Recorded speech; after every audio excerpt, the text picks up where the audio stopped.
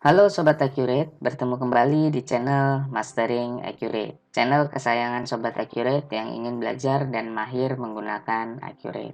Apakah Sobat Accurate sudah menguasai semua fitur pembelian yang ada di Accurate 5? Jika belum, Sobat Accurate sudah tepat sekali mengikuti tutorial ini, karena kami akan membahas menu pembelian yang ada di Accurate 5. Siklus pembelian di Accurate 5 dimulai dari purchase requisition atau permintaan pembelian, kemudian purchase order atau pesanan pembelian, receive item penerimaan barang, purchase invoice faktur pembelian, kemudian purchase payment ataupun pembayaran pembelian. Serta ada satu fitur lagi opsional yaitu purchase return atau retur pembelian. Mungkin sebagian besar dari Sobat Accurate bertanya-tanya, apakah semua itu harus diikuti atau tidak? Jawabannya adalah tidak. Pada dasarnya, fitur tersebut dibuat supaya dapat mengakomodir kebutuhan Sobat Accurate, mulai dari yang proses pembelian di usahanya sangat sederhana, sampai yang kompleks. Jadi, kalau usaha Sobat Accurate masih sederhana, di mana proses pembelian hanya melakukan pencatatan faktur pembelian, lalu melakukan pembayaran, maka keseluruhan fitur dalam alur pembelian tadi ada yang bisa dilewati atau di skip. Contohnya purchase requisition atau permintaan, purchase order, receive item, dan juga retur pembelian dapat di skip atau kita lewati. Sebelum kita mulai membuat contoh transaksi di menu pembelian, pastikan Sobat Accurate sudah membuat master barang di daftar barang dan juga pemasok di daftar pemasok. Dalam video ini kami tidak membahas cara membuat pemasok dan barang karena sudah kami jelaskan pada video setup database Accurate 5 yang ada di channel Mastering Accurate. Kami contohkan alur pembelian yang sederhana di mana kita hanya mencatat pembelian pada faktur pembelian dan melakukan pembayaran dari pembayaran pemasok atau purchase payment. Sobat Accurate dapat membuat dari menu pembelian atau purchase kemudian ke purchase invoice. Lalu Sobat Accurate masukkan nomor invoice, misalkan 01, kemudian lengkapi juga informasi invoice date, kemudian ship date, dan yang lainnya. Lalu pada bagian vendor kita masukkan nama vendor ataupun nama supplier. Lalu pada bagian item kita masukkan barang yang akan kita beli. Misalkan TV Samsung 20 inch. Kuantitasnya kita isi misalkan 2. Harganya yaitu 1.500.000. Kemudian kita enter sampai turun ke baris kedua. Jika sudah selesai, Sobat Accurate dapat langsung klik tombol Save and Close atau simpan dan tutup. Kita lihat apa yang terjadi jika kita sudah membuat faktur pembelian.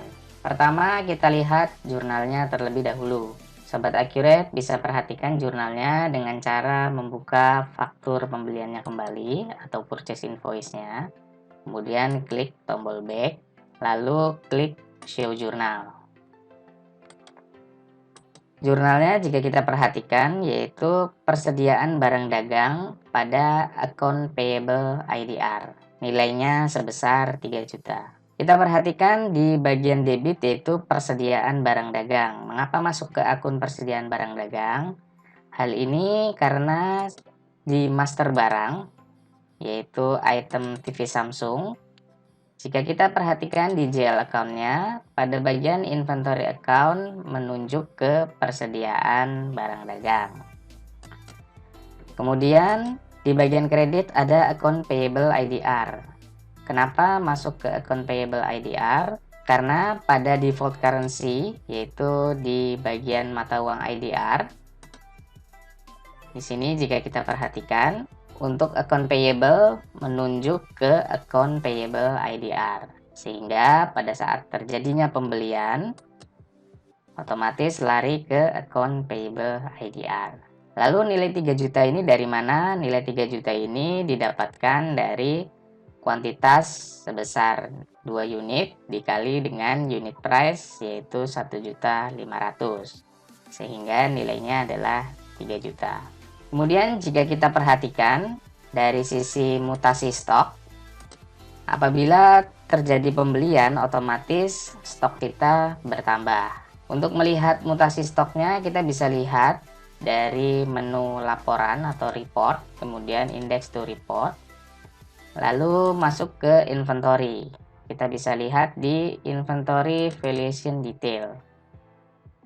Kita tentukan range tanggalnya, lalu itemnya kita pilih TV Samsung 20 inch, lalu klik OK.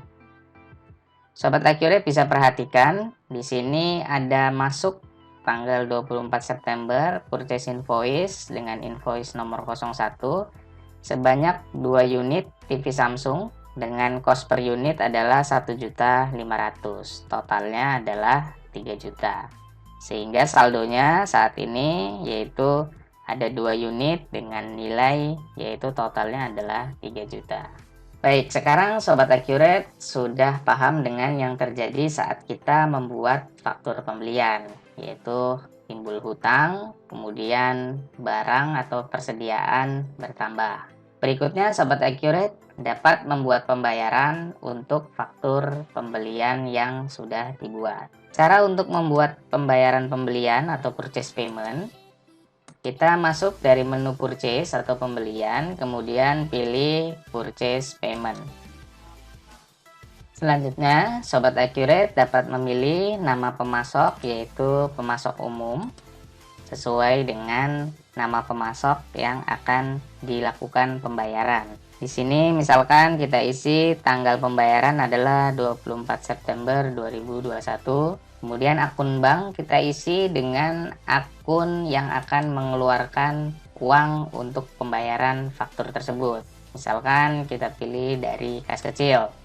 Kemudian pada baris faktur kita centang paid atau bayar. Nah, di Accurate 5 kita dapat melakukan pembayaran secara full ataupun juga sebagian.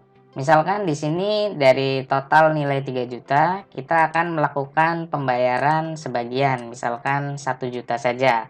Maka kita edit di bagian payment amount menjadi senilai 1 juta. Selanjutnya, kita klik simpan dan tutup atau save and close.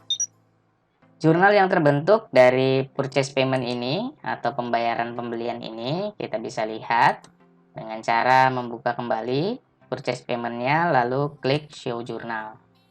Jurnalnya jika Sobat Accurate perhatikan di sini account payable-nya berkurang di sisi debit senilai 1 juta dan juga kas kecil kita berkurang senilai 1 juta karena kita mengeluarkan uang untuk melakukan pembayaran. Nah, dari sisi report pendukung hutang, maka kita juga bisa lihat dari menu report di index to report. Lalu kita masuk ke bagian account payable and vendors. Lalu kita buka outstanding payable. Nah, Sobat Accurate bisa gunakan report ini sebagai report pendukung untuk melihat faktur-faktur yang masih belum lunas. Di sini terlihat ada nilai faktur senilai 3 juta. Lalu karena tadi sudah dilakukan pembayaran 1 juta, maka prime owing-nya atau nilai yang terhutangnya masih senilai 2 juta. Nah, jika nantinya Sobat Accurate melakukan pembayaran kembali untuk nilai 2 juta ini, maka Sobat Accurate tinggal membuat pembayarannya kembali dari purchase payment. Kemudian pilih nama pemasok yang akan dibayar, pilih akunnya misalkan bank, lalu kita centang pada bagian paid.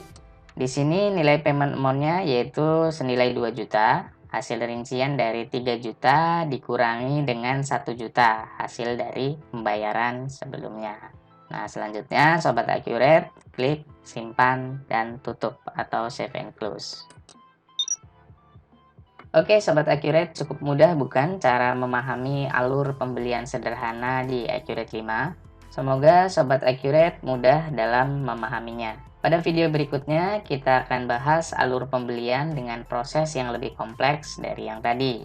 Sekian dari kami, channel Mastering Accurate. Terima kasih sudah menonton videonya.